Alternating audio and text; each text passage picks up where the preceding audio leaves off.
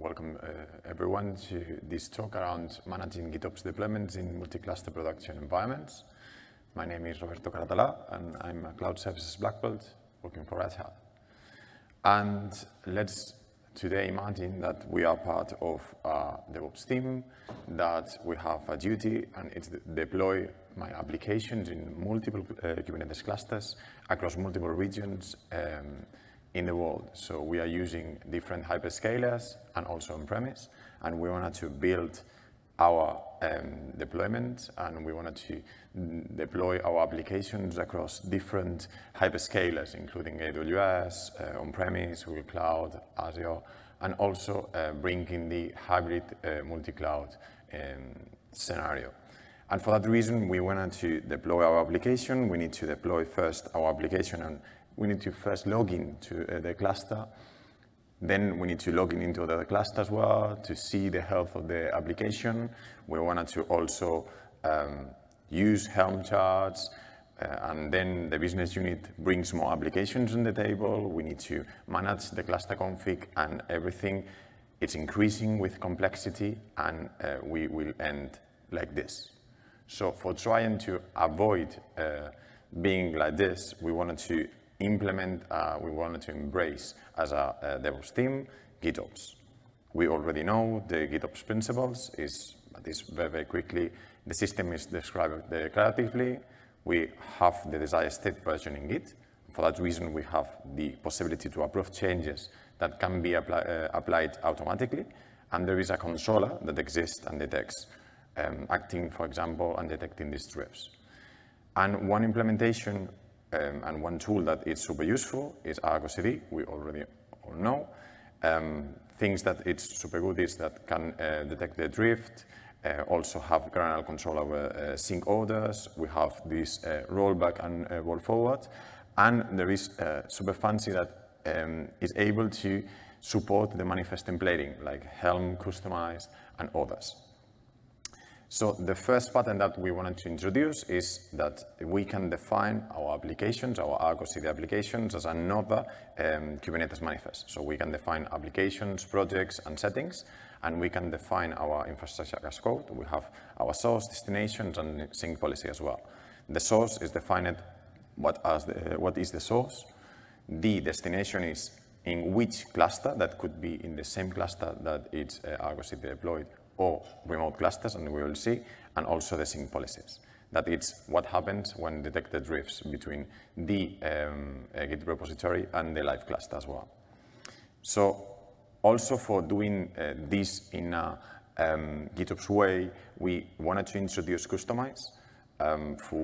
Everyone knows that customize is a way to at least remove or update the different configuration without a need to fork. Also, we have this templateless templating system, and we can manage a lot of different environments just with one hierarchy, and we wanted to do that in this scenario. So the first, by the way, we have this repository. Everything is sourced, and you can scan this QR code. This QR code will appear again, and also you have this URL. This URL will land in this specific repository, and it's fully open source, and you can run it and you can deploy it. So let's go to the first one. And in the first demo, we have our ArgoCD here. We have our ArgoCD empty, and we wanted to deploy our application in this exact same ArgoCD using the application set that we are using here. Check this, because this is important. We are deploying our application in the exact same server. So with this awesome Wi-Fi that it's providing, let's see if there is a live demo. Let's see if this will deploy properly. And yeah, as you can see, we deployed very quickly the different Kubernetes manifests that we have already here. We are using all of the resources here defined, and as you can see, we are using an ArgoCD application. So nothing new under the sea. But what happened if I wanted to deploy my applications into remote cluster? I wanted to scale, and I wanted to deploy my application that is composed by a front end and a back end, and I wanted to also manage the order. So I want first to deploy my backend, my database, and I then wanted to deploy my front end in order to have control. First thing is that remote clusters can be added as a managed clusters into ArgoCD. So the cluster credentials that you have are stored as another Kubernetes object. The only thing that needs is that each secret must have a label specifically that needs to define as a secret type cluster, and then will appear like this. So I'm using different clusters, including AKS, I'm using Red Hat OpenShift in AWS, I'm using an on-premise clusters, so you can control whatever you want. The only requirement is that needs to be a Kubernetes cluster. For that reason, will appear as a secrets, and then you can tag as we will see. Another thing is that we define the clusters that we have already managed. Then we need to tie this into ArgoCD. So you mentioned before, and we mentioned before, that you can define whatever you want or whatever destination that you are applying. So the destination reference to the target cluster and namespace is tied to this name and cluster. But you need to define the server or the name can be used, not both. So if you wanted to deploy, you need to specify the API or the name of the cluster that you have, and under the hood, ArgoCD will solve this in order to deploy it. Also, we wanted to introduce sync waves and hooks. That is a way to order, because we want first, not everything deploys as a big bang. We need to first deploy our backend and then deploy our front end, as we will see. And also, we will use hooks that these hooks can run before, during, and after sync operation. I'm using specifically these hooks in order to add a call in order to have a health check if everything is working properly. So this more or less, it's the workflow that I wanted to follow. I wanted to sync my application that it's in one repository using ArgoCD, pushing all of these steps in our remote cluster. And I wanted to use it just with one command. So this will be the second demo. Hopefully will succeed or not. We can just copy this. And as you can see in the application, I'm defining the destination and the namespace as well of the cluster. So if I will go again to this, you can see that the application is being deployed, but with a specific order. This specific order is maintained using the sync waves flag, but also the most important part here is that we are using the destination. So if you check here, this is a different destination that we already saw. So it's not deploying the application alongside with the ArgoCD. It's using the different settings that we have in here in order to deploy in my cluster. And with that, how about deploying multiple related applications at once? Because we saw the first application, but if you need to scale this to 20 applications, 40 applications into different clusters, it's very, very, very difficult. It's not quite easy. For that reason, it's introducing, and we wanted to introduce application sets. Application sets is a CRD that you can use for multiple things. To use a single Kubernetes manifest to target multiple different clusters of Kubernetes, or also you can deploy multiple applications from one or multiple Git repositories, as we will see in this demo, and improve support of many repos. I'm using monorepo because it's very, very handy in order to maintain the different environments and the different configurations that you have. And also within these multi-tenant clusters, improves the ability to add the cluster tenancy in order to deploy your applications as well. For that reason, we are using the different generators. These are more or less the most important generators. There are more. And there are list generators, cluster generators, and Git generators as well. And the matrix generator that combines are different. So list generators is that we already saw, that based on fixed list of cluster names, you can deploy the different applications in the application set. the cluster generator, we will see that is automatically generate cluster parameters.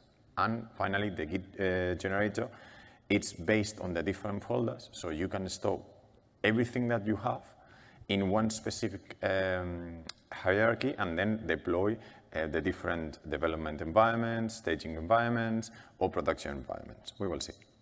So what's our demo? What's our pattern? We wanted to deploy dev environment, stage environment, and prod environment with one command and with one file, one Kubernetes manifest.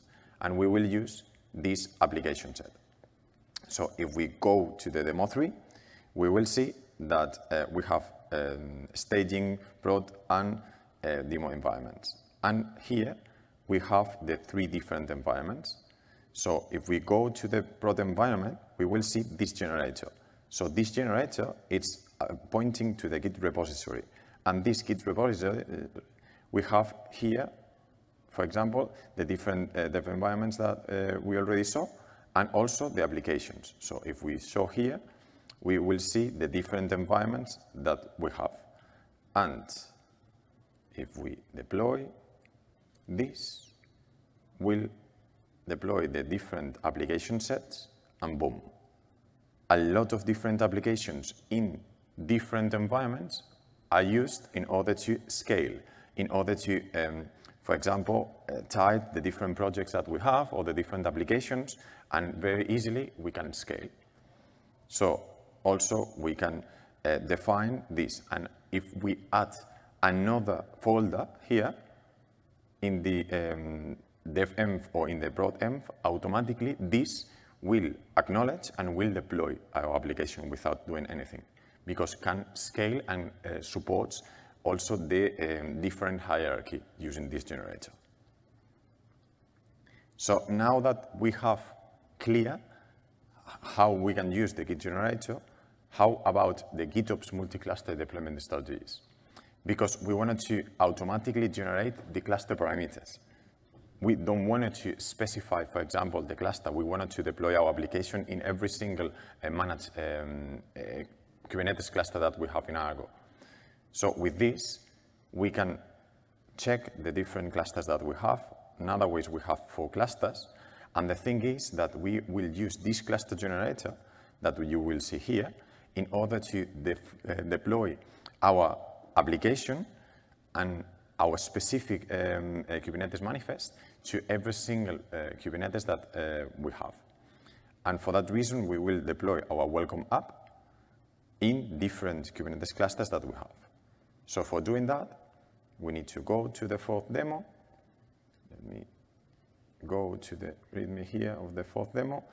Here you have also more or less the rationale and how you can add multiple clusters independently, that is in the cloud or on-premise as well.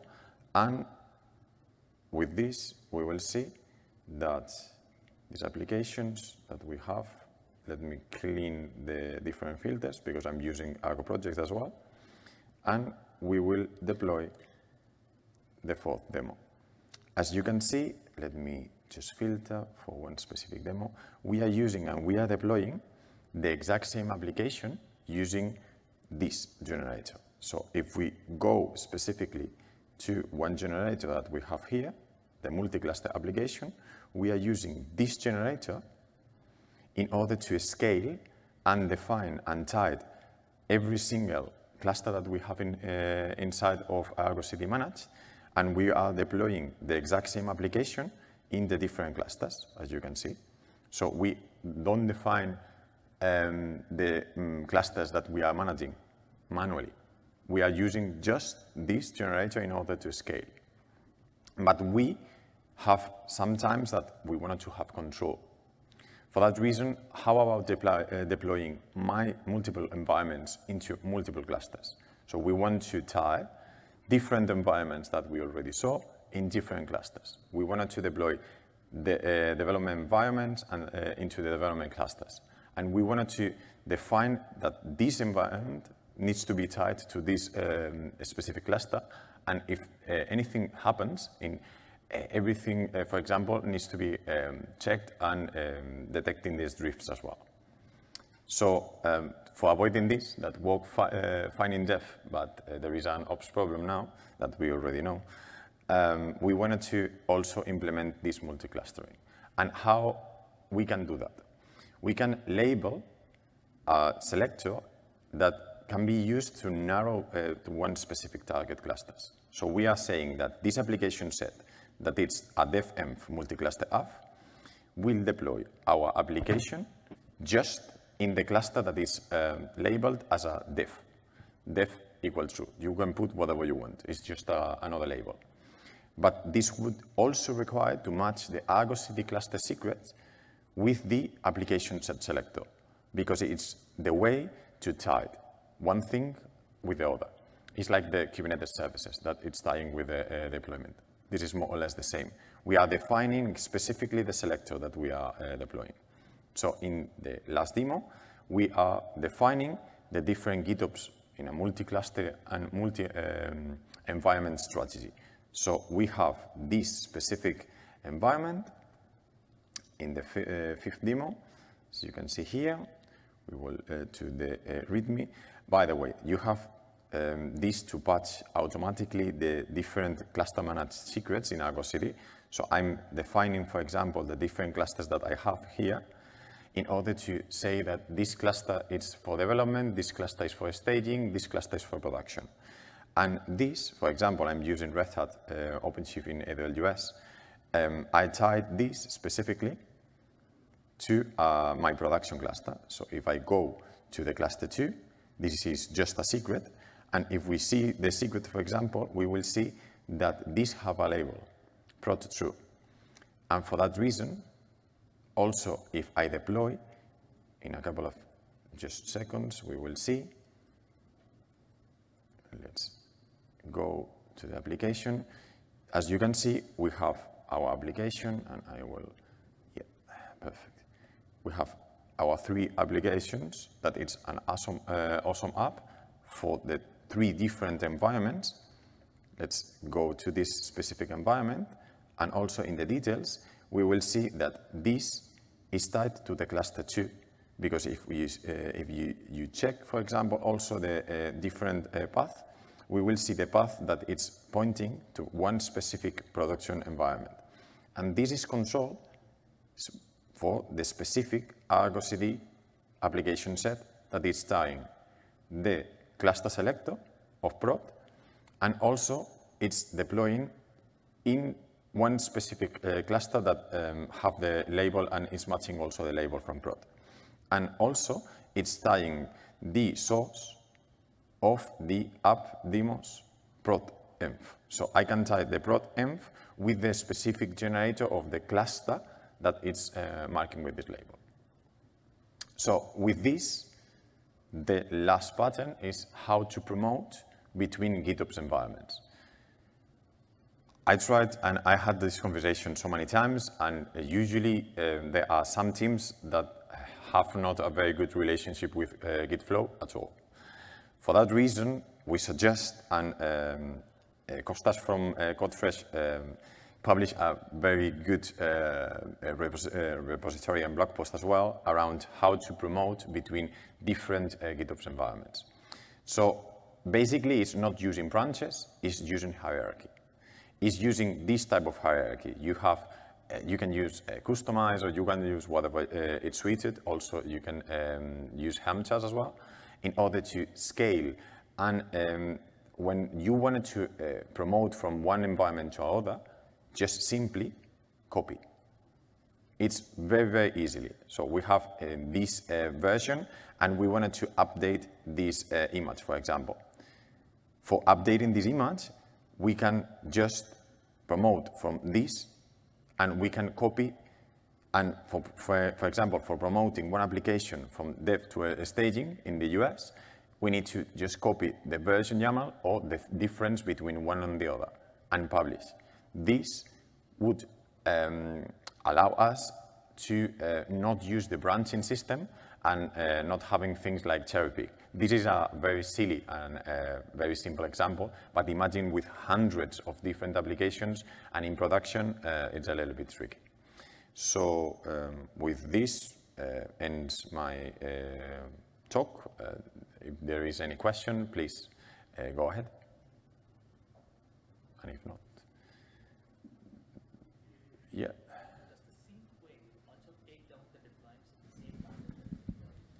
The sync wave, sorry? Does the sync wave also deploy or take down the objects the same Correct. way? Okay. Yeah, if respects also the order, because it's the finite that needs to have -1, but also for deletes also in the order. And you can apply also the hooks in order to do several things like wipe me out the database once everything is okay. And if fails, for example, page me with a PagerDuty or something like that. Makes sense. Thanks. Brilliant. Carl.